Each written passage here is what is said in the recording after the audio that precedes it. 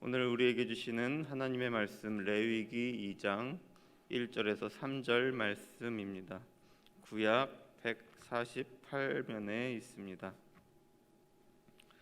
레위기 2장 1절에서 3절까지 말씀, 구약 148면입니다. 다 함께 한 목소리로 말씀 봉독하겠습니다.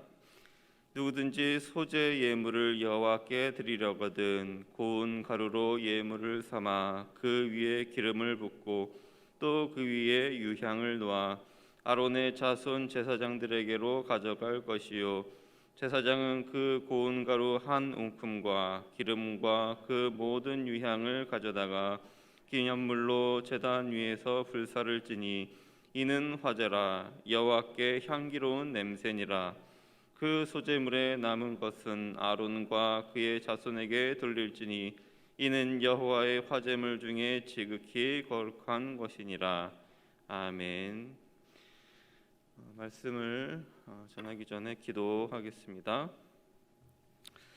하나님 아버지, 오늘 이 시간 이 자리에 모이게 해주심을 감사드립니다. 오늘 하루를 시작하며 예배의 자리로 나왔습니다. 저희들 주님을 찬양하며 또 주님께 영광을 올려드립니다.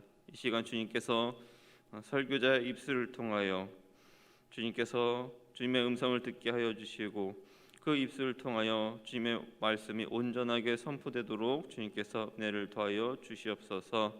듣는 우리 모두가 주님의 그 뜻을 깨닫게 하여 주시고 또한 주님의 뜻대로 살아갈 수 있도록 주님께서 저희들에게 은혜를 더하여 주시옵소서. 예수님의 이름으로 기도드립니다. 아멘. 오늘 말씀을 통하여서 우리가 알아가고자 하는 것 중에 하나가 바로 이것입니다. 죄인인 우리가 어떻게 거룩하신 하나님 앞에 나아갈 수 있을까? 그것이 바로 오늘 본문 말씀과 관련된 레위기 말씀의 일종의 방향이라고 할 수 있습니다. 이에 대해서 레위기에서 1장부터 5장까지 내용을 통해서 5가지 방법을 우리에게 이야기해주고 있습니다. 그 중에서 오늘 본문 두 번째 이야기 소재와 관련된 말씀입니다. 레위기 1장에는 번제가 나와 있는 요리하지 않고 그 곡식 가루를 그대로 하나님께 올려드리는 소재로 드리는 방법을 설명하고 있고요. 또 4절부터 10절까지 말씀은 요리해서 하나님께 드리는 방법을 설명하고 있습니다. 그리고 11절부터 13절까지 말씀에는 이렇게 곡식을 하나님께 드리는 데 있어서 꼭 반드시 첨가해야 할 것이 무엇인가, 또 아니면 첨가해서는 안 되는 것은 무엇인가, 이것을 우리가 알 수가 있고요. 또 14절부터 16절까지 말씀에서는 어떻게 하면 이 첫 이삭을 하나님께 드릴 때 어떻게 드려야 할까, 이것에 대해서 설명을 해주고 있습니다. 가장 큰 특징이 있다면 이 소재는 동물이 아닌, 짐승이 아닌 곡식을 하나님께 올려드리는 것, 그것이 가장 큰 특징이라고 할 수가 있습니다. 하지만 이 제사의 예배의 전체적인 과정을 보면 번제와 비슷한 과정이 있다는 것을 알 수 있죠. 먼저 하나님께 드릴 예물을 선정을 합니다. 그리고 그 곡식을 준비를 하죠. 오늘 말씀을 보면 그 곡식을 곱게 빻는다. 그래서 고운 가루로 만드는 준비 과정이 필요합니다. 또 이렇게 준비한 예물을 이제 하나님께 올려드리는 과정이 필요하죠. 그리고 이 예물을 이제 번제단 위에 올려놔서 이제 불에 태워서 향기로운 냄새가 나도록 그 향기로운 냄새를 하나님께 올려드리는 과정이 있습니다. 이 과정 속에서 이제 하나님께 드리는 예물이 동물이라면 이제 번제가 되는 것이고요. 이제 곡식이라면 이제 소제가 되는 것이죠. 이 예물을 드리는 모든 과정의 책임은 예배자에게 있습니다. 그리고 제사장은 그 옆에서 예배자가 예배를 드리는 데 있어서 잘 드릴 수 있도록 돕는 역할, 이것 또한 번제와 비슷하다고 할 수 있습니다. 오늘 읽은 본문 1절부터 3절까지 말씀은 요리하지 않은 고운 가루를 어떻게 하나님께 올려드리는가, 이와 관련된 말씀입니다. 처음에 곡식을 빻거나 갈아서 이제 곡식을 곱게 준비합니다. 여기에 기름을 추가하고요, 또 유향을 추가합니다. 그리고 그 중에 일부를 이제 제사장이 떼어서 이제 단 위에 올려놓습니다. 그래서 불에 태워요. 그래서 향기로운 냄새를 하나님께 올려드립니다. 그리고 이렇게 하나님께 올려드리고 남은 부분, 이 남은 부분은 이제 거룩한 것이 되었기 때문에 일반적인 사람이 먹지 못합니다. 이 가루는 이제 제사장들의 몫으로 돌아가게 되는 것이죠. 우리가 지금 이 시대를 살고 있는 우리는 이와 같은 방법을 똑같이 할 필요 없습니다.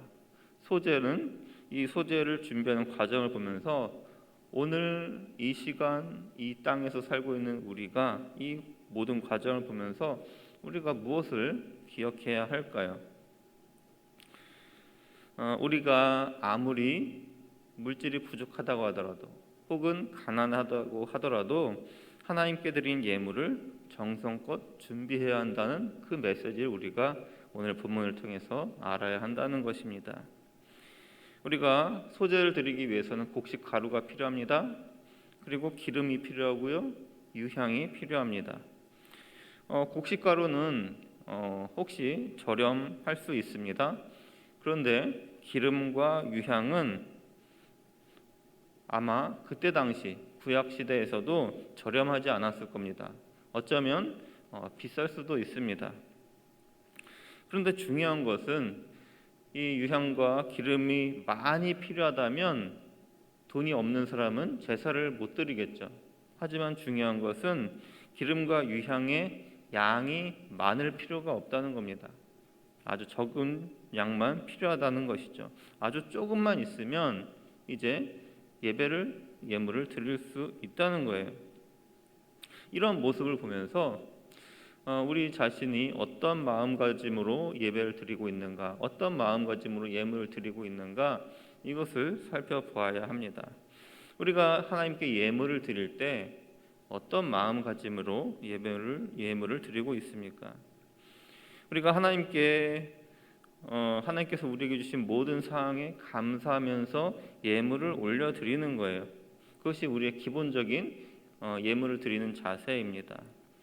그런데 물론 우리가 가진 것이 많지 않아서 하나님께 이 헌금을 드리는 것이, 예물을 드리는 것이 때로는 우리가 부담스러울 수도 있다는 것입니다. 하지만 우리가 오늘 말씀을 보면 우리가 헌금하는 것에 대해서, 예물을 드리는 것에 대해서 부담을 가질 필요가 없다는 것을 우리가 알아야 한다는 것이죠. 이 곡식가루에 아주 조금의 기름, 아주 조금의 유향만 있으면 되는 겁니다. 이것을 오늘 우리에게 적용을 한다면 헌금의 액수가 중요한 게 아니라는 거예요. 적은 물질이라도 하나님께 감사하는 마음으로 예물을 준비해서 드리면 하나님께서 그 감사하는 마음을 보시고 하나님께서 기뻐하신다는 것입니다. 아무리 기름과 유향이 비싸다고 하더라도 우리가 부담스럽지 않을 정도로 적은 양만 있어도 하나님께 예물로 드릴 수 있다는 것, 하나님께서 그 예물을 보시고 기뻐 받으신다는 이 사실을 우리가 기억해야 한다는 것입니다. 마가복음 12장에 보면 예수님께서 성전에 있는 헌금 앞에서 사람들이 어떻게 헌금을 하고 있나 이렇게 지켜보고 계시는 말씀이 있습니다. 부자들은 많은 헌금을 합니다. 그리고 가난한 과부는 작은 동전 2개를 헌금합니다. 예수님께서 이 동전 2개를 헌금하는 이 과부를 보시면서 제자들에게 말씀하시죠. 그 누구보다 많은 헌금을 했다, 이렇게 말씀합니다. 부자가 보기에는 동전 2개는 정말 별 볼 일 없어 보이는 것이죠. 하지만 예수님께서 그 모습을 보시면서 별 볼 일 없는 것이 아니라 아주 많이, 아주 크게 헌금했다, 이렇게 보고 계시는 겁니다. 왜냐하면 과부에게 하나님을 사랑하는 마음을 담아서 드리는 그 헌금이 있었다는 것이죠. 동전 2개 안에 하나님을 사랑하는 마음이 가득했다는 것이고요, 예수님께서 그 마음을 보셨다는 것입니다. 우리도 마찬가지예요. 예수님께서 가난한 사람에게 헌금하지 말라, 이렇게 말씀하시지 않으셨습니다. 헌금을 하되 우리가 가진 것으로 최선을 다해서 하나님께 예물로 드리면 되는 것입니다. 우리의 정성이 들어가 있으면 되는 겁니다. 이렇게 정성과 하나님께 예물을 드릴 수 있는 저와 우리 귀한 성도님들 되시기를 주님의 이름으로 축복합니다. 3절 말씀에 보면 곡식가루 중 일부분을 이제 불에 태워서 하나님께 올려드리고, 이제 남은 곡식은 이제 제사장에게 주라, 이렇게 말씀하고 있습니다. 이스라엘 사람들이 이제 젖과 꿀이 흐르는 가나안 땅으로 이동하였고 또 정착하였고, 이제 12지파에게 땅을 골고루 분배를 합니다. 하지만 레위 지파에는 땅을 분배하지 않았죠.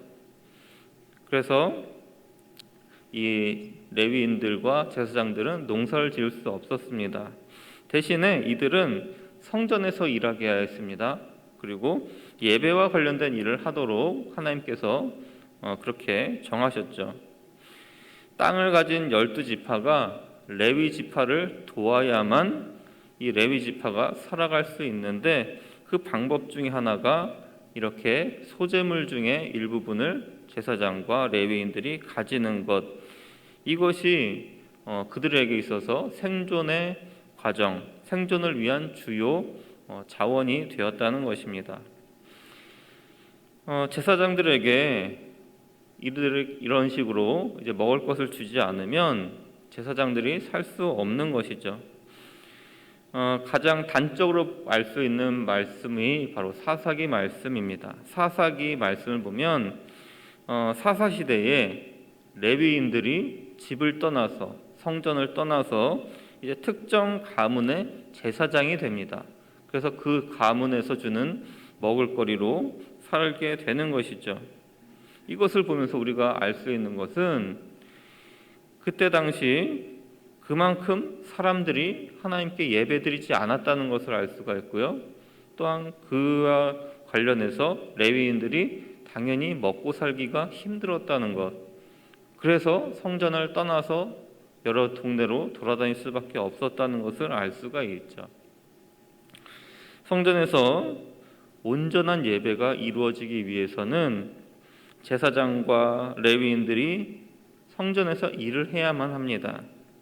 날마다 하나님께 제사를 집례해야 하고요, 또 제사 과정을 그 옆에서 도와줘야만 합니다. 이 사람들을 부양할 의무가, 먹고 살도록 해야 할 의무가 이스라엘 민족에게 있었다는 것이죠. 이 이야기를 우리가 들으면서, 그렇다면 오늘날의 목회자가 구약시대의 제사장이라고 말할 수 있을까요? 100% 똑같다, 이렇게 말할 수는 없습니다. 왜냐하면 목회자는 제사장이 아닙니다. 예수님께서 십자가 위에서 죽으시면서 성막의 휘장이 찢어졌습니다. 제사장이 하던 역할이 이제 예수님을 믿고 따르는 사람이면 누구든지 할 수 있게 된 것이죠. 제사장은 당연히 예수님을 믿고 따르는 우리 모두가 제사장이 된 것입니다. 베드로전서 2장 9절에 이런 말씀이 있죠. 그러나 너희는 택하신 족속이요 왕같은 제사장들이요 거룩한 나라요 그의 소유가 된 백성이니 이는 너희를 어두운 데서 불러내어 그의 기이한 빛에 들어가게 하신 이에 아름다운 덕을 선포하게 하려 하심이라. 목회자만 제사장이라는 것이 아니라는 거죠. 우리 모두가, 예수님 믿고 따르는 우리 모두가 제사장 역할을 감당해야 한다는 것입니다. 대신 오늘날의 목회자는 이제 제사장의 역할을 일반적인 사람들보다 조금 더 잘하기 위해서 훈련받고 조금 더 특화된 사람들이라고 할 수가 있습니다. 그래서 일반적인 사람들보다는 그래도 예배 모든 과정에 대해서 익숙한 사람이라고 할 수가 있는 것이죠. 그렇다면 교회에서 목회자들의 생활을 책임져야 할까요? 제사장이 아님에도 불구하고 교회에서 책임을 져야 할까요? 자, 구약 시대에 제사장과 레위인들이 예배를 준비하는 일을 하면서 이렇게 오늘 본문에서 소재를 받아서 살았다면, 목회자는 오늘날의 예배를 준비하고 집행하는 그런 과정을 모두 감당할 뿐만 아니라 또한 성도를 돌보는 사람들이라고 할 수가 있죠. 그것이 목회자들의 일이라고 한다면 이들에게 먹고 살 수 있을 정도로 이제 그들의 생활비를 주는 것 또한 당연하다고 할 수 있습니다. 목회자뿐만 아니라 교회에서 일하시는 많은 간사님이나 혹은 관리 집사님 역시 마찬가지죠. 이들에게 충분한 살해를 하지 않아서 그들이 배고프게 된다면 사사시대에 레위인들이 먹고 살기 위해서 성전을 떠나서 다른 지역으로 돌아다닌 것처럼 지금 이 시대를 살고 있는 목회자는 혹은 관리 집사님 역시 마찬가지 현상이 나타나게 됩니다. 배고픈 목회자들은 생존을 위해서 떠돌아다니게 될 것입니다. 그만큼 사역에 집중하지 못하는 것은 너무나 당연하고요. 또한 그만큼 온전한 예배가 이루어지기 어려워지는 것입니다. 우리가 오늘 말씀을 통해서 우리가 바라봐야 할 것은 온전한 예배입니다. 어떻게 하면 하나님께 온전한 예배를 드릴 수 있을까? 온전한 예배를 드리기 위해서 우리는 하나님 앞에 나아갈 때 예물을 가지고 하나님 앞에 나아가야 합니다. 그리고 또한 온전한 예배가 이루어지기 위해서 성전에서 일하는 사람들의 생활 또한 책임져야 한다는 것입니다. 예배자는 예물을 잘 준비하고 목회자는 예배를 잘 준비하면 되는 것입니다. 그렇게 될 때 온전한 예배, 온전한 교회가 세워진다는 것입니다. 온전한 예배, 온전한 교회, 오늘 말씀을 잘 기억하시면서 이것을 우리가 어떻게 감당해야 할 것인가, 이것을 생각하면서 특별히 오늘 말씀을 통해서 하나님께 온전한 예물을 드릴 수 있는, 또한 온전한 예배가 이루어질 수 있도록 교회 공동체를 올바르게 세워나갈 수 있는 저와 우리 귀한 성도님들 되시기를 주님의 이름으로 축복합니다.